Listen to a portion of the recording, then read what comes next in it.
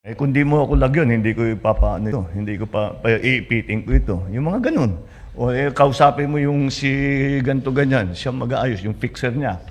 Wala na yan, mawawala na yan. And we owe that to the people. We owe them to be able to do that. We should not allow them to continue to suffer to this At this point, may we again invite DICT Secretary Ivan John Uy to introduce our guest of honor.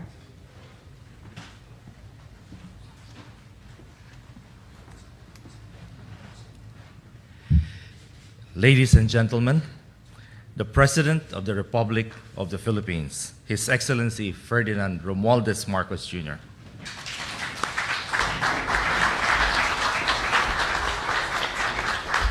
Thank you, Sec Ivan Uy. Please have your seats. For your introduction, our Finance Secretary, Ben Jokno, other Jimmy Bautista, DOTR, and all the other officials who have come to join us here today, my fellow workers in government. Tayo,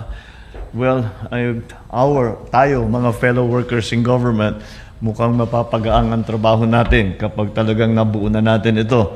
And that is the call of the day, is that we will have to adopt all of these new technologies to be able to compete properly in the global stage. And of course, our all-important partners in the private sector, without whom these new steps that we have taken could not have been possible. All the distinguished guests here, ladies and gentlemen, good morning. In my first address to the nation last year, I emphasized that we are in the midst of an age of exponential adoption of technology. Our government must keep up with that frantic pace, and it is frantic, and facilitate the rapid development of our interconnectivity infrastructure to allow our economy to ride the wave and open up an ocean of opportunities for prosperity. Government as well must be able to identify and utilize high-impact innovations to improve its own governance and transform itself into an agile bureaucracy that is responsive to our people's needs. As we commemorate National ICT Month, it's proper that we recapitulate what government has collectively accomplished over the years to develop and strengthen our country's overall ICT infrastructure. As early as 2 decades ago, the policy on e-commerce has been laid down. Electronic documents and transactions have been mainstream and given legal recognition.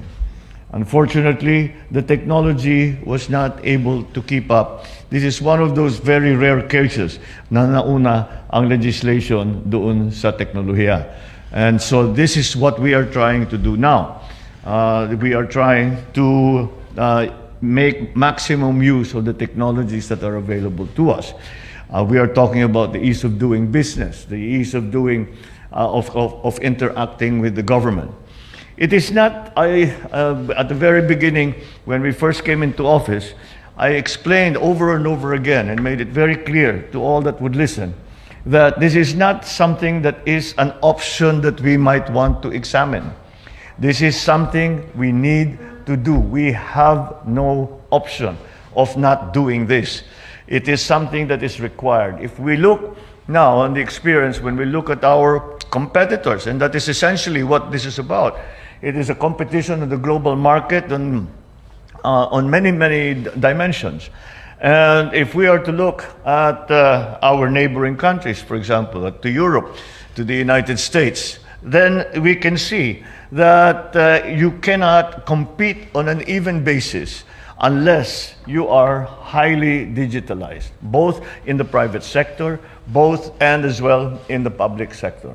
And that includes all the attendant issues of cybersecurity, the attendant issues of having a cloud that belongs to the country, the issues of that we are beginning to resolve on the single ID for all citizens of the Philippines. And all of these must come together in a way that is useful and easy and convenient for the ordinary Filipino citizen. Now, I have no I always worry about how Filipinos will take, kaya ba nilang gamitin ito? Is it simple enough? And we had that meeting yesterday, and I said, I always worry about the capacity of the Filipino to take on these new technologies. And thus far, I've always been wrong. There has never been a problem for Filipinos to take up these new technologies. They pick it up, well, more quickly than, well, we are a young country, and young people do simply have affinity for the new tech, because it's something that they can live with, that they have lived with. They cannot imagine a world without Wi-Fi. I mean, yung mga anak ko, nung maliit pa, pag may babiyahe kami, ang unang time, we're going to visit this island in Visayas. May Wi-Fi ba? May Wi-Fi ba? And you cannot blame them. That's the world we live in today. And that's why this is essential to all the plans. This is going to be another building block in the foundation of our transforming the economy. And this e-governance, the whole idea of e-governance, is something that we need to do because we have fallen behind. And when we started, before we started this, and I've quoted this statistic many times, that we did a survey of how people use the internet in the Philippines. And the result was quite enlightening in that they say 95% of their daily activities, the shopping, the paying, the bank, and even the payments to government, all 95% are done online. So ano yung 5%? Government. We cannot do it online with government. We have to go to the office. We have to collect the birth certificate, the documentation, the clearance, and then we go to the government, to the government office, and they say, you're missing one document. Balik na naman, and they do all of these things. So that just won't work. And as we can see, many of the problems that we are encountering are simply because of the problems that are being faced by both in the public sector, by ordinary citizens in their dealings with government. It's the ease of doing the work. It's the ease. Now, we hope with the beginnings of the e-governance system that a senior living in a isolated place, an isolated island somewhere, by which time we will have had connectivity, can just go onto their phone. If they don't know how to do it, they call the child or yung apo nila. O sige, kayong gumawa, and do all their business on the internet and be able to have payments. The central bank actually was leading the pack here, in that the central bank has also been very, very aggressive in trying to make as many of these payments, both to government and from government, in the digital space. And that, I think, has been very, very successful. And you can see, we were in GSIS the other day, and only 4% now, if I remember correctly, 4.7% of their transactions are done over the counter. Everything else is over the internet. And so this is what we are pushing for. This is what e-governance is about, to bring it all together and to make it simple and available, accessible. Some of this data that we have has been siloed in different departments, in different agencies, and there's no way for us to go from one place, one website, and say, I am interested in a job in engineering. Is there anything out there? Now we have that. I am trying to buy land in this area. What does the titling look like? Has it been surveyed? Now we couldn't do that. Now we can do that. So these are the capabilities that this e-governance program brings. And that is why it is extremely important that now that we have launched the e-governance app, which, by the way, you have to show me how to download it immediately as soon as, para testingin natin. Once again, that brings us again to the issue of our IDs. And so the IDs are really going to be the central focal point for the dissemination of information, the dissemination of services, etc. So that's what we are working on, and I think we're making a good deal of progress. We are finding those operations, those groups who are able to print them out now. Right now, it's a little unsatisfactory because what we call an ID is essentially a picture of an ID. There is no data that backs it up. I think the simplest example, which I think most of you will have been familiar with, either first-hand or second-hand, is the Social Security number in the United States.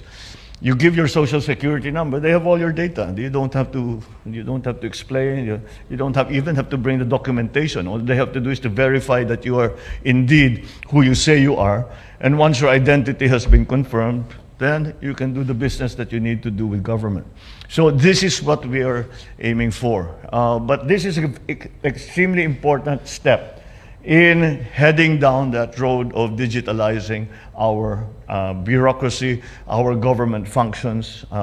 And this will extend not only to the national government, this will extend to even the local government. The local government actually local governments have, many of them have already taken the initiative and have started to digitalize themselves. Now what we have to do is to consolidate all of those systems in place, allow them to communicate with each other in a way that is useful for the consumer, for the citizen, in terms of, again, the business that has to be conducted with government. So I'm very, very happy that we are going in this direction. There is another part of this that is extremely important that we sometimes do not talk about, and that is the lessening of corruption. Because when you do not have to talk to a person at all, for the entire process, wala kang kausap na tao, there's no discretion that's being exercised at any point. It's either yes, no, yes, no, yes, no, 1, 2. It's binary, 1, 0, 1, 0. It's binary.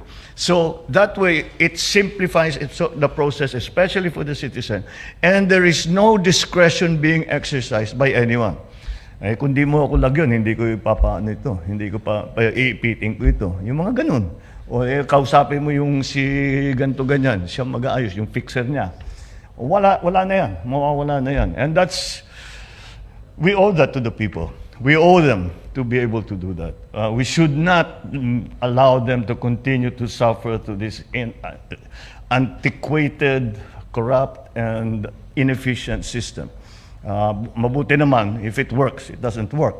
It just gets worse and worse and worse. So we are looking forward to these e-governance platforms that we are starting to put up. The issuance now of the national ID, which will be a proper ID in the sense that it contains data that is critical or that is important or that's necessary for the conduct of business with government. And so this is a very good step, and we will continue to push this, and we will need the partnership not only of our government agencies, but also of the private sector, because the private sector also has concerns in this regard, especially when it comes to cybersecurity. So these are the elements that we have to be looking at, and that we are looking at. So I congratulate the ICT for now having the first e-governance app, and we will continue to make it more extensive, make it more sophisticated, and eventually put us at an even keel, at the very least at an even keel, or hopefully at an advantage as we compete in the global market for for the supply of goods, for the supply of services, for the supply of labor, for opening up new markets. All of these elements, which we have to make more robust if we are going to do well in the next decade or two. Thank you very much, and good morning.